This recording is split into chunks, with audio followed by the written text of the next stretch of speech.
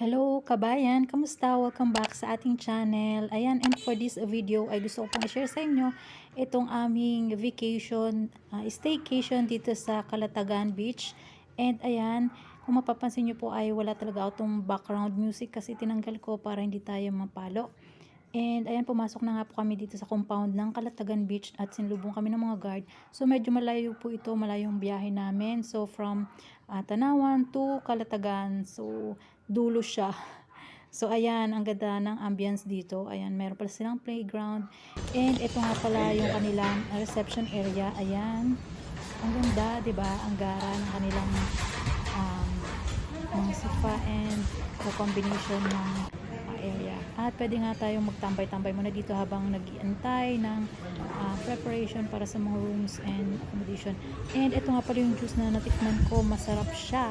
Yung lemon na meron siyang cucumber. So, masarap. At talagang pagkarating mo mapapainom ka at madadagdagan yung pagkain mo kasi masarap nga. And ito naman po yung aming room. Ayan. So, Casa Villa, I think yun yung natandaan ko. So, ayan, meron siyang, pwede siyang dalawang bed, pwedeng isa lang. And ayan, makalat pa nga yung gamit namin. And ito nga, merong sariling tubig, and then may mga sabon, may shampoo, conditioner, and then meron ding toothbrush, tissue, and towels. Ayan. And ito naman yung sa labas. Yan, napakaganda ng area nila. Napaka-sarap ng pakiramdam pag nandito ka. Sarap, maganda yung ambience niya. And malawak yung space. At pwede kang kumain dyan or maupo kahit saan dyan. Okay lang. Kahit saan kayo pumeso dyan. Pwedeng pwede. Kung gusto nyo dyan mag breakfast, lunch, or dinner, so okay lang. And ito naman yung sa kabilang area. So dalawang room kasi yung kinuha namin, and ito yung sa anak namin.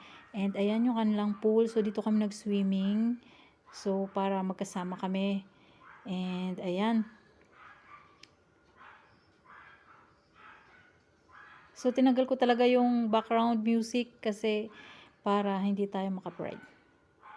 And ayan, nung bagong dating kami, tumambay-tambay muna kami dito, picture-picture. And eto nga, meron silang pool sa tabing dagat. Ayan.